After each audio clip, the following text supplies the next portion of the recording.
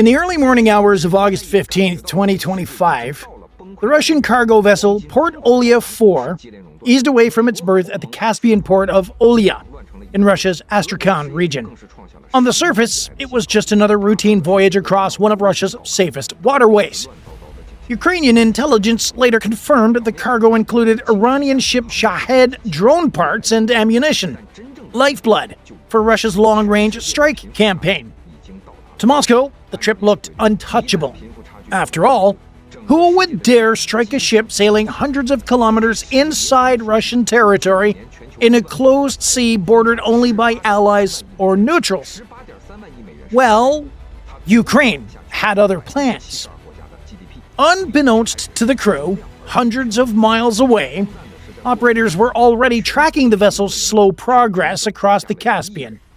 Above the water, a Ukrainian long-range strike drone was slicing through the night sky at low altitude. Radar cross-section minimal, engines tuned for silence. This wasn't a probing strike, it was a message. The drone wasn't after soldiers or bases. It was targeting Russia's confidence, its assumption that the Caspian Sea was off-limits. For years, the Caspian had been portrayed by Moscow as an inner sanctuary, beyond the reach of Western weapons and Ukrainian ingenuity. The logic was simple. It's landlocked, far from the front lines, and heavily monitored by Russian air defenses. But at 4:17 that morning, that theory collapsed. Minutes later, flames would be licking across the deck of the Port Olya-4, black smoke curling into the dawn sky. For the Russian Navy, this was no minor embarrassment. This was a wake-up call. If Ukraine could hit here, deep inside the Caspian, well then, nowhere was safe. At 4:25, just 8 minutes after the Port Olya slipped out of its berth, Ukrainian operators gave the command. Somewhere, far beyond the Caspian basin, a long-range strike drone, its path carefully pre-programmed, descended to treetop level, hugging terrain in waves to stay below radar. The drone had already crossed hundreds of kilometers of Russian airspace undetected. Now, it locked on to its final approach. The drone skimmed just meters above the surface, radar signature barely more than a bird. Russia's vaunted inland air defenses, optimized for high-altitude threats, were blind to it. Operators in Astrakhan had their scopes pointed outward, watching for ballistic arcs or high-flying jets, not a low-speed intruder dragging a small but lethal warhead. When the strike came, it was mercilessly precise. The drone slammed into the starboard side of the vessel just forward of the superstructure. The warhead detonated inside the cargo hold, where wooden crates packed with Iranian-supplied drone engines and munitions were stacked floor to ceiling. The result was catastrophic. By 4:35 that morning, the vessel was burning from bow to stern. Black smoke and orange flames turned the pre-dawn horizon into a floating inferno. Attempts to call for help were frantic but confused. Russian port authorities at first refused to believe what they were hearing. Ukrainian drone? Here? In the Caspian? Impossible! Well, it was very possible. The attack on the Port Olya-4 didn't happen in a vacuum. To understand why Ukraine would risk striking so deep inside Russian territory, you need to understand the Caspian Sea and why Moscow considered it untouchable. On a map, the Caspian looks like an oversized lake, locked away from the world. No connection to NATO waters, no Ukrainian shoreline, just 5 states border it: Russia, Kazakhstan, Turkmenistan, Iran, and Azerbaijan. For Moscow, that meant friendly or neutral waters. That illusion gave the sea outsized importance. Astrakhan and the nearby Port Olya became vital logistics hubs. Port Olya-4 wasn't just moving cargo, it was moving future strikes. Each engine in its hold represented a Shahed that could dive into a Ukrainian power plant. Each circuit board meant another night of air sirens in Kyiv. To Ukraine, intelligence services targeting such a vessel was not symbolic, it was a direct hit on Russia's supply chain of terror. The geography reinforced Moscow's complacency. Unlike the Black Sea, where Ukrainian sea drones and Western surveillance give Kyiv room to maneuver, the Caspian was thought to be out of reach. Russian commanders didn't waste resources on convoys or layered escorts here. Why would they?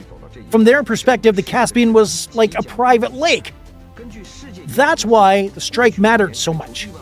It shattered not only a ship, but also a doctrine. The idea that distance and geography could guarantee safety was proven false.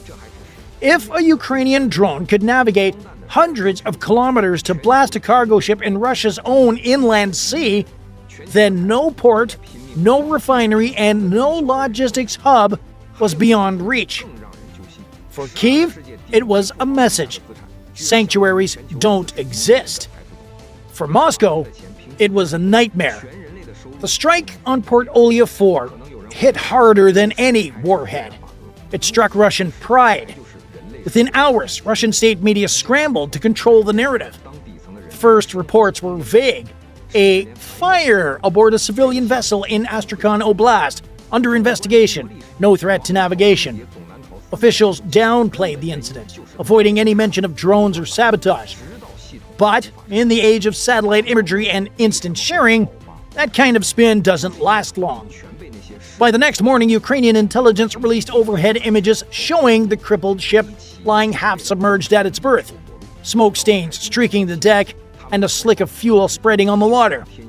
Independent satellite providers confirmed the same. The evidence was undeniable. This was not an accident.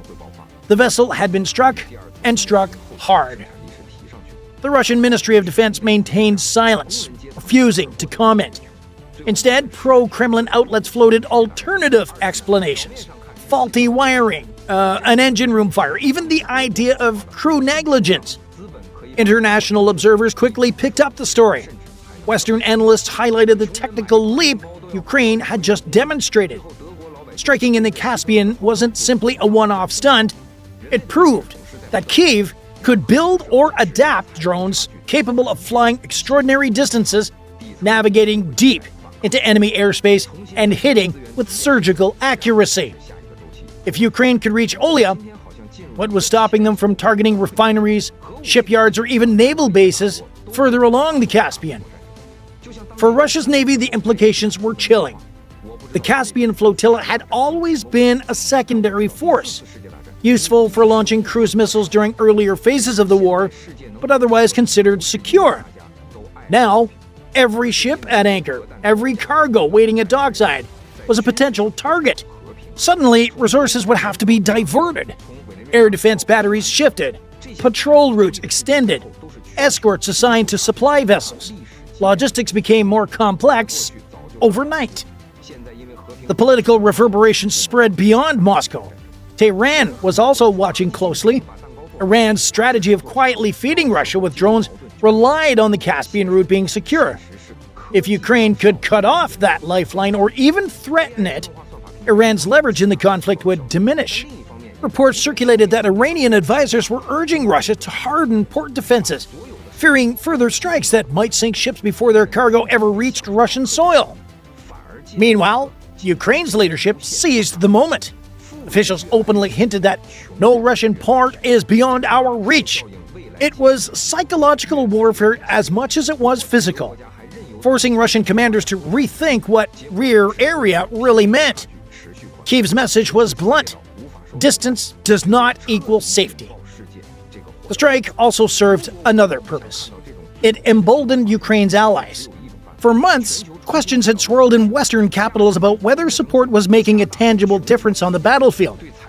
The smoking hull of Port Olya-4 was proof that Ukraine could innovate, adapt, and strike asymmetrically, even without a large navy or long-range missile stockpiles.